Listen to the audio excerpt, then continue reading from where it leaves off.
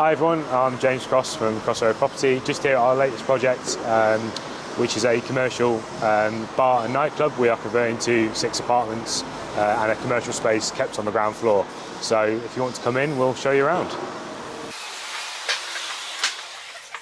So this is the ground floor, which we are retaining as a commercial space. So it's going to keep the full width and frontage of the building. It's going to be partitioned off at the rear section to have one flat at the back, which is going to be through here.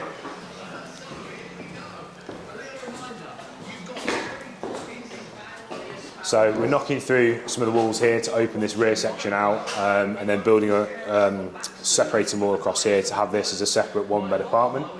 If you come through here.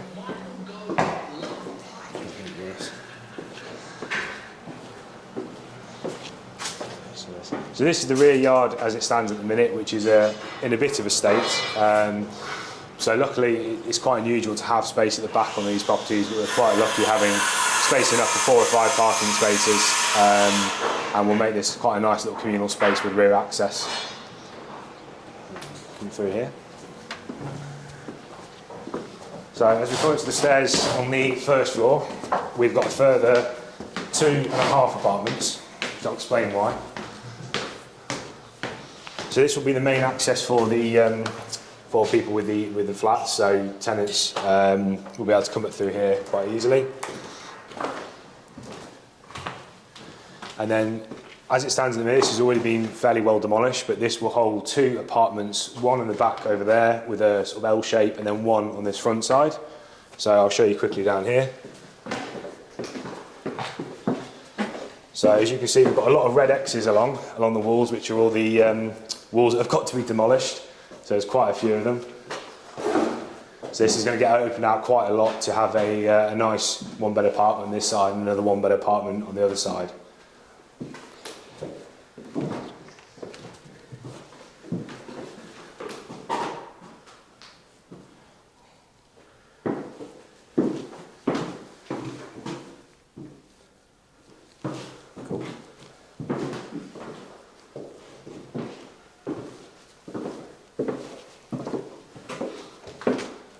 And then we come into the space here, which is quite a nice open space. This will be the entrance into a 2-storey duplex apartment. So we'll basically be having the entrance into here, a kitchen communal area downstairs, and then a new set of stairs in here, which will hold a 1-storey extension up there, which will hold the bedroom and the bathroom. So it'll be a really nice little duplex area for someone to live in. Good.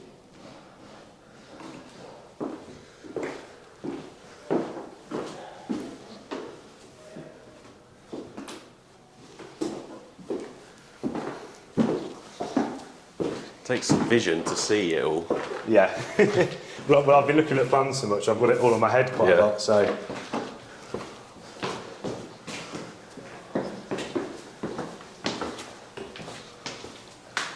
Luckily we're keeping all these stairs as well, which are usually quite costly to replace.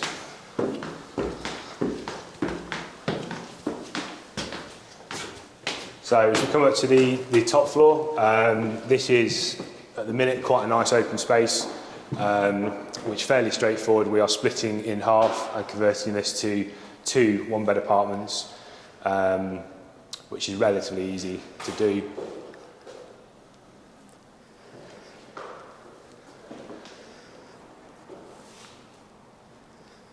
It's quite a big space, isn't it? It is, yeah. Are you keeping the beams? Yes, we will be, yeah. Yeah. So the main separating wall will be across here, straight down the middle, with 1 flat this side and then 1 flat this side, both with access from the main staircase. Right.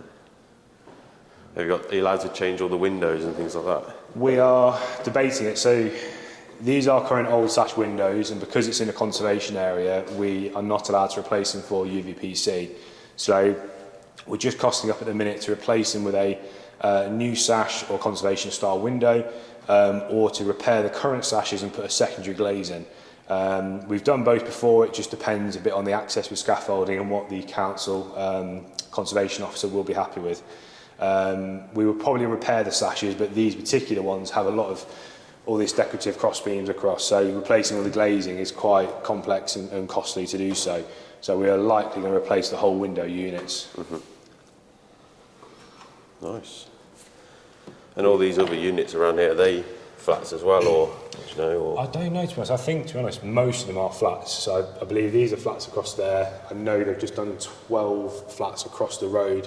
So there's a lot of retail space with flats above at the minute. Right, so we're on the top floor now. We just thought we'd take this opportunity to chat through a bit more about the details. Obviously, we've just had a tour of the building. It's definitely a shell at the moment, so it takes some vision to try and see what's going to happen. But talk us through everything, how you found it, what the plan was, how you knew it was the right sort of project for you, and we'll go from there. Absolutely. So originally we actually came to view this building over a year ago now. So we're in January 2022 now, just started the new year. So we actually came to view this in December of 2020, which is a strange year for everyone, as they know, because we were going through a pandemic. But we were lucky we managed to come and see this building in that year. Now, going forward to the early part of 2021 was when we started negotiating on the building, back in sort of January, February time. And I'll be honest, the owners, they are quite a big property firm, so they own a lot of commercial property, so they weren't too bothered about selling for the right price or selling quickly. So it was a lot of backwards and forwards through an agent. And in the end, we actually went directly with the owner, with the agent's permission. We all met on site one day with the owner.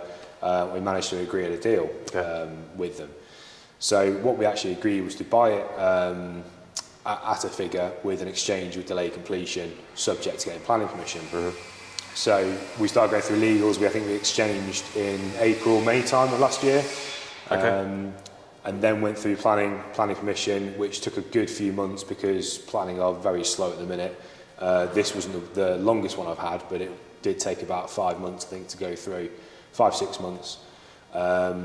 We had a couple of challenges with this being in a flood risk area, so we had to get a full flood risk report before they'd even validate the planning application. And then we were going backwards and forwards with them on specifics of what we were going into planning for the commercial space. So we actually ended up going to planning for converting this bar and nightclub into 6 one-bed apartments and a commercial space on the ground floor, which encompasses Class E, so that's everything under Class E. So that's retail space, restaurants, cafes, etc. And then we were lucky, we got planning granted in October. So I was in the same council, I had a planning committee meeting on another project just before, and then they approved this the week after without any prior notice. So it was quite a welcome surprise.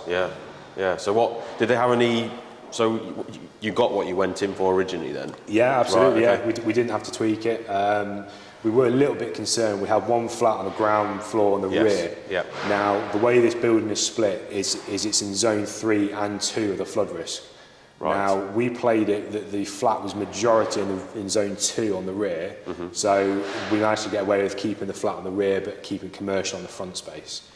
So they're a bit more lenient then, are they, with the commercial?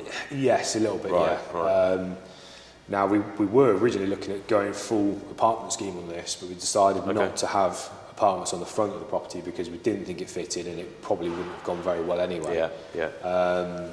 But yeah, it went fairly smoothly with planning compared to some other ones I've had. So I was going to say, that's quite a quick turnaround. But so when you first approached it, did you just find it on the market? Did you sort of had hints that it was coming on, or? So we've got a good relationship with one particular agent, commercial agent. Now, it was one of these strange ones where it's kind of on the market, kind of off the market. So they had a signage and they had it advertised on their website, but it wasn't on any of the main platforms like Rightmove or anything like that. And I think they had a good few viewings on it, but they had no real interest because anyone coming here was looking at it as a bar and nightclub, which it just didn't work. Or to redevelop, but it had no planning and people didn't quite see the vision or didn't want to negotiate on it. Whereas I've done similar projects in similar terms of negotiation where we've gone to planning on them before we brought it. So we managed to try and find a win-win really with the owner. So for someone that's just viewing around, obviously it's quite a big project for someone to take on as a first sort of project, but this space up here, what was that classed as then? Is that still commercial? So yeah, the whole building was a commercial building. Okay. Now this one was a bit strange because they'd ripped out the top first and second floors ready when we came to view it, which was nice because we could see the full structure of the building. Yes. But on the same side, we didn't really know what it was before. Right. Okay. So we believe this top floor was a flat, and we believe the first floor was part of the nightclub. But we don't 100% know. No. And if anyone knows the bar and nightclub who might have gone to it when they were younger or anything like that, which I know a few people now, they would have known the ground floor, but not the top 2 floors. Right. It almost looks like there was toilets there. There's definitely a toilet in that corner, but I didn't know if that's a toilet for part of the nightclub. Yeah, or and the maybe flats. there's a flat on the first floor, if this was a flat and they've just taken all the stud walls out. So it's a strange one. Or it might be in a meeting room or a venue. Yeah, like you say, not actually sure. And then, so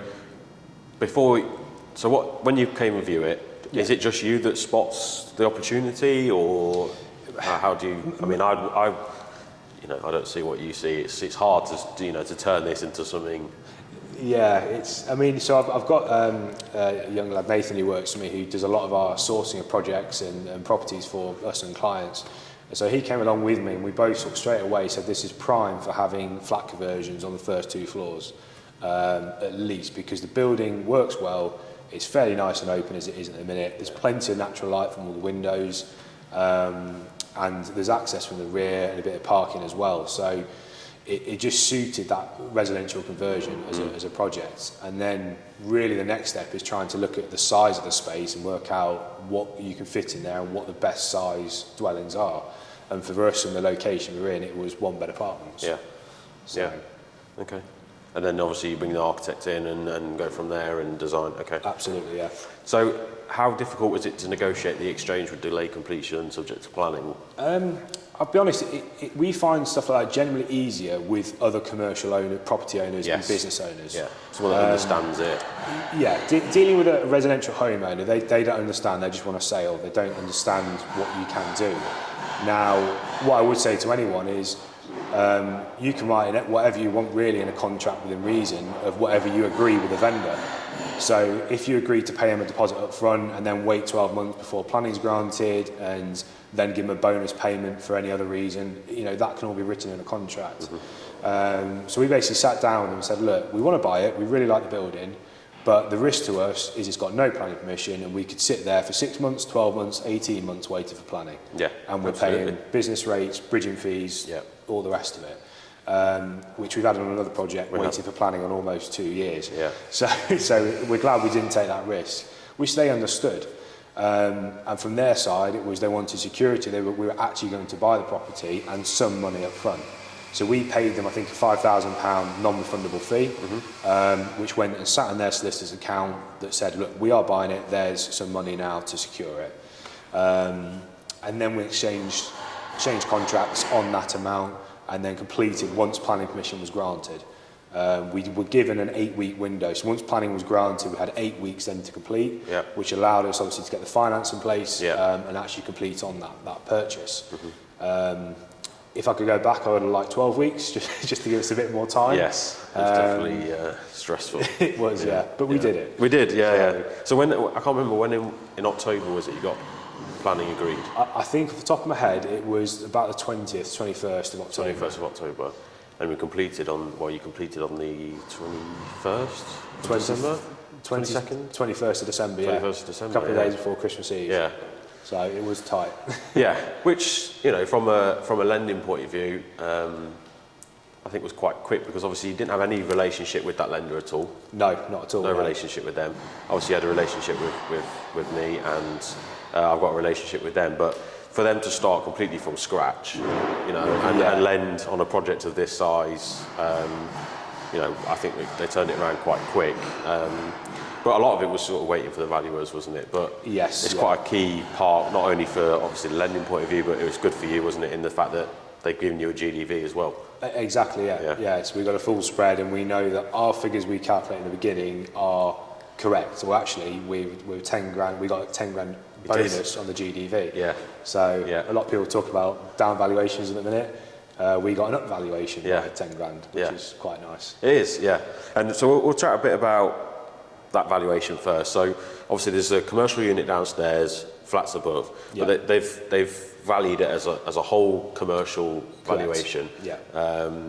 And it was Spencer Birch, wasn't it, that did Yes, that? Spencer So Birch, it's a commercial style valuer, not your, you're not your Connells. They're not going to base it on different units. So they worked out on what yield did they use? So they used an 8.75% gross yield. Right. Okay. So they took the value of rental income of what they think the commercial space would rent for. Yep. And then did a similar thing for all 6 flats. They did look at a little bit of the value of flats in the area, but there's not a huge amount. So they looked more on the income it produced.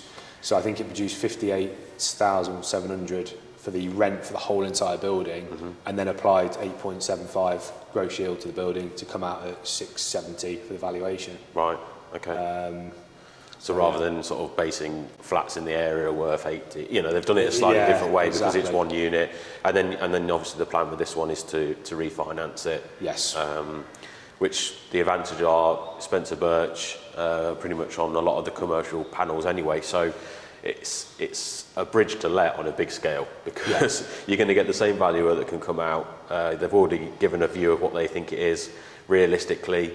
As long as you achieve what you've set out in terms of on paper, you're going to get that figure. And like we were saying before, if you complete it to a higher standard, you do a few extra bits and you make it really nice, you could almost up that yield and get a lot more. Like we've touched on, a small yield change makes such a big difference on the overall value. Exactly.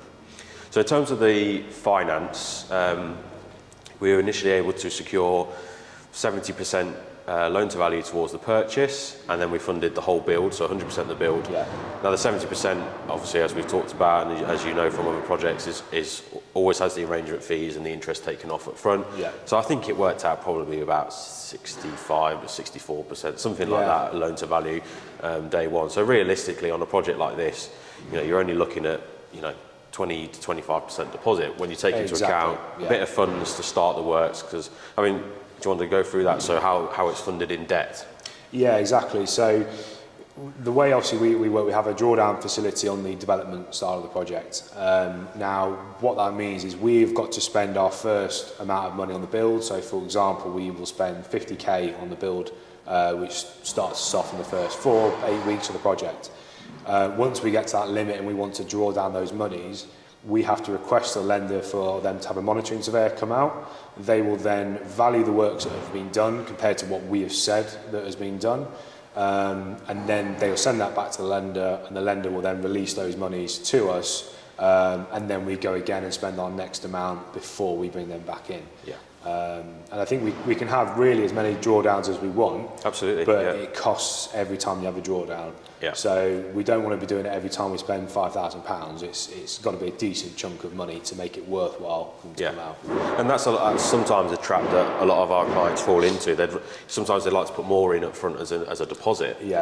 And borrow less. And okay, that's fine. But like you've touched on, it's better to have 100 grand to do two drawdowns or 2.5 drawdowns rather than have 20 grand and do 10 drawdowns, because you're going to have fees involved in every drawdown. So it's something to take into consideration. It's not all about finding the deposit. It's having that initial cash flow up front to start the works and then fund the debt from there. So what's your timescales on actually getting this one done? So we started a bit of site stuff last week, but we're properly starting today. Now we've got a 9-month programme of works on this one, including a bit of contingency on time. I'd like to see within 6 months we are pretty much there with the project. But we've got a 3-month buffer for finishing, snagging works, any big time delays. I think the real bonus on this project is the first 2 floors are already ripped out, so we're already now putting our new stud walls in today. Just a blank canvas. And starting first fix in February time, so it should move quite swiftly. Right. And there's no sort of mega structural work on this one it's just internal? Yeah, we've got a total of 4 steel beams to put in on the ground and the first floor, and then we've got a small rear extension on the back, which is booked in for February, but that's only a 4-week extension. It's nothing too crazy. So as long as it isn't snowing for the whole of February, we'll be fine. Well, touch wood, And the good thing about this, and the thing I like working on flat conversions, is we can work on individual flats and floors at different times. Whereas as you know, we've done a lot of HMOs, and you're always stepping over the other trades and other people, and you have to take the whole house through those stages. Whereas this, we can do the first floor, get it up to first fix, and then first fix the next floor. Yes. And we're not held back by that extension. That can be done last. So it works quite nicely. Just separate. Okay. Yeah. So you could almost tackle it from a build point of view as 3 projects, I guess. Exactly. Which is ideal for trades. And have you found it difficult with obviously the last, COVID, and a lot of people are saying now that it's even slower and hard to get materials, all that sort of stuff? Yeah, I think, I'll be honest, I've been hearing a lot about it, but we've not really had a lot of issue in the past year. I think the first few months when it first came out in 2020, which is crazy, that's 2 years ago now, isn't it? It is. Then we really struggled getting materials. People were doing collections only, so we couldn't get things delivered. Obviously, everyone remembers probably the plaster issue. Couldn't get plaster. Yes, I remember. Whereas now we're quite lucky. Generally, we've got good suppliers who deliver and don't have any issues with. And all our tradespeople work with us pretty much full time on all our projects. Okay. So we don't have to give them 3 months' notice. We tell them where we want them each week or each month. Right. So we're not trying to source new tradespeople. Say we're busy for the next 6 weeks or 6 months or whatever. So we're quite fortunate in that position. Okay. And then when will you be in a position to start trying to get tenants lined up? I'd say probably in the summertime, so around sort of June, July. We're pushing to get the commercial space done within the next 2 months. Right. So we can start fully letting that out and then getting a tenant down there lined up. Yeah. So the ideal world is we have a commercial tenant starting to pay us a rent every month whilst we're still doing the build. Right, okay. Which you've got the separate access anyway. Exactly. Of course, okay. Which, if you like, starts to pay for the interest. So exactly, yeah. And like you say, that's probably going to be the bit, if any, that's probably going to be most difficult to tenant.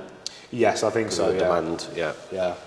What do you envision downstairs? Coffee shop? Yeah, I think a coffee shop. I did have a commercial agent out, and they did suggest betting shop or a betting agency because it's not got a traditional frontage on the like a retail frontage. Right. So they suggested a betting shop or a nice cafe. But their only concerns with cafes and shops like that was there's a couple of them dotted around the high street. Right. So yeah, but we're fairly open. Yeah. Fairly open. I mean, it is a really nice fronted building, and I think, like you say, it would make quite a nice coffee shop. But with the way it looks, but it's just making sure that there's obviously the demand there, and okay. So what have been the good and bad things? Everyone, we all talk about the good things, and anything that's sort of hiccups so far. I don't think we've had any massive hiccups, to be fair. I think one of the big things people, when they come into projects like this, they expect them to happen as quick as a buy-to-let project. Yes. Yeah. Now, which is why I was talking about timescales. Yeah. We have been, when we first viewed this was a year and 2 months ago, and we've only just started doing the building works. So realistically, by the time you start looking at some of these projects, going through planning, negotiating, getting the finance, and then building it out and tenanting it, that can be 2 years. Absolutely, quite easily. 100%. So they can be really rewarding, but you just got to prepare yourself that it's not a quick turnaround project and things can get delayed. Yeah. And I think a lot of people see the headline numbers and think, oh, amazing. But actually, when you think about the 2 years of work that's gone into it, exactly. It doesn't always balance out. It's a lot long, like you say, a lot longer than a normal flip or. Yeah, and then what I find is people's expectations. If they go for a flip, they may want. Some people I know go to 15% profit margin, which is I think quite low. But if they're doing that in 6 months, it's fine. Whereas 15% on this is a larger value, but it's over 2 years. Yeah. So you've got to kind of just weigh up what you want as a profit margin, really, 100%. And for the time you're going to put into it. So what have you worked on for this? We're on about a 25% profit margin. Right, okay. Maybe a little bit higher, depending on the final cost, but around 25% we want to see. Which is slightly above market standard. A lot of people like 20%, don't they, on something like this? Which I suppose the other thing to throw out there, one thing for people, if they've never done a project like this, they would most likely use a main contractor, which would then eat into that profit. So on this particular project, we are doing this with our in-house trades and project managing ourselves, because we've got the skill set to do it, and we've got the team behind us, which helps because it reduces our costs down. Absolutely. Okay. And then from a business point of view, aside to, is that something you help other people do? Yeah, absolutely. Yeah. So we've got a full team of sort of our professional team, and then our surrounding subcontractors and tradespeople. So there's myself, and we've got 2 full-time project managers who both help from a full scale on projects for clients, helping them deliver the projects. We also offer consultancy works. Right. So even if it's helping a client out, getting their specifications right, and doing some sort of initial feasibility studies, all the way through helping support planning with our team, designs. So yeah. Amazing. Cool. All right. Well, thank you very much for your time. No, and I hope not a the problem. project goes amazing. And I'll look forward to doing this video again in 8 months' time. Yeah, absolutely. Yeah, And see it all we'll shiny see- and nice. Yeah, we'll do another tour, and hopefully it will look nothing like what we've just gone through. Yeah, hopefully. Thank you.